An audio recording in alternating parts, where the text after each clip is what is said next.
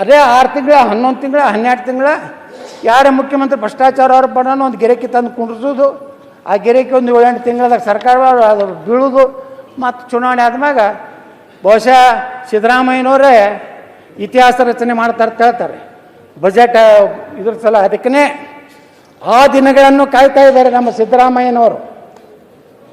ದೇವರಾಜ ಹೆಸರ ನಂತರ ಹೆಚ್ಚು ಅವಧಿ ಮುಖ್ಯಮಂತ್ರಿ, ರಾಜ್ಯದ ಎಲ್ಲ ಆರ್ಥಿಕ ಮಂತ್ರಿಗಳಲ್ಲಿ ಅತಿ ಹೆಚ್ಚು ಬಜೆಟ್ ಮಂಡನೆ ಮಾಡಿದ ಕೀರ್ತಿ ಆದ ಮ್ಯಾಗ ನಾನು ವಿಚಾರ ಮಾಡ್ತೇನೆ ಅಂತ ಹೇಳ್ಯಾರ. ಅವರು ಕೊಡ್ತೀನಿ ಅಂತ ಹೇಳಿಲ್ಲ. ವಿಧಾನಸಭಾ ಸ್ಥಾನಗಳು ಅಧ್ಯಕ್ಷರೇ, ದಕ್ಷಿಣ ಕರ್ನಾಟಕದಲ್ಲಿ 128, ಉತ್ತರ ಕರ್ನಾಟಕದಲ್ಲಿ 96, 32 ಡಿಲಿಮಿಟೇಷನ್ದಲ್ಲಿ ಹೋದು. ಲೋಕಸಭಾಗಳು ದಕ್ಷಿಣದಲ್ಲಿ 16, ಉತ್ತರದಲ್ಲಿ 12. ವಿಧಾನ ಪರಿಷತ್ತು 52 ದಕ್ಷಿಣ, 23 ಉತ್ತರ, 29 ವಿಧಾನಸಭಾ ಸದಸ್ಯರು ಕಡಿಮೆ.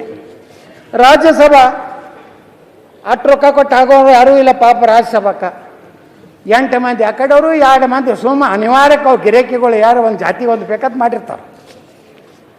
ವಿಧಾನಸಭಾ ನೀವೇನು ನೌಕರಿ ತಗೋತಿರಲ್ಲ ಅಧ್ಯಕ್ಷರು, ತಾವು ತಮ್ಮ ಅಧೀನದಲ್ಲಿ ನೋಡ್ತಾ ನೌಕರದಾರ 8 ಮಂದಿ ಅದಾರಂದ್ರೆ ಪ್ರಸ್ತುತ 8,209 ಮಂದಿ ದಕ್ಷಿಣದವ್ರು ಅದಾರ. ಕೇವಲ 697 ಮಂದಿ ಉತ್ತರ ಕರ್ನಾಟಕದವ್ರು.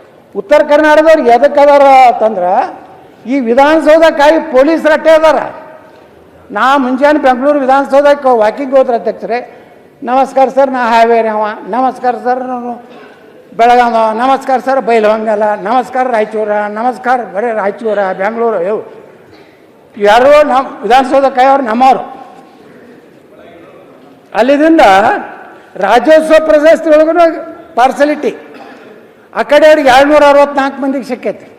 ಅವ್ರು ಯಾವ ಪುಸ್ತಕ ಬರೆದೋ ಏನು ಬರೆದೋ ಸುಡ್ಗಾಡು ಬರೆದೋ ಬರೆದವ. ನಮ್ಮವ್ರಿಗೆ ಬರೀ 50 ಮಂದಿ. ಕಂದಾಯ ಗ್ರಾಮಗಳು ದಕ್ಷಿಣದಲ್ಲಿ 20,177, ಉತ್ತರದಲ್ಲಿ 9,574, 10,603 ಕಂದಾಯ ಗ್ರಾಮಗಳು ಕಡಿಮೆ. ಪ್ರಾಥಮಿಕ ಶಾಲೆಗಳು 35,343 ದಕ್ಷಿಣದಲ್ಲಿ, 25,170 ಉತ್ತರದಲ್ಲಿ. ಕಡಿಮೆ ಆಟಪ್ಪ ಅಂದ್ರೆ 10,173. ಸರ್ಕಾರಿ ಪದವಿ ಪೂರ್ವ ಕಾಲೇಜುಗಳ ಅಧ್ಯಕ್ಷರೇ,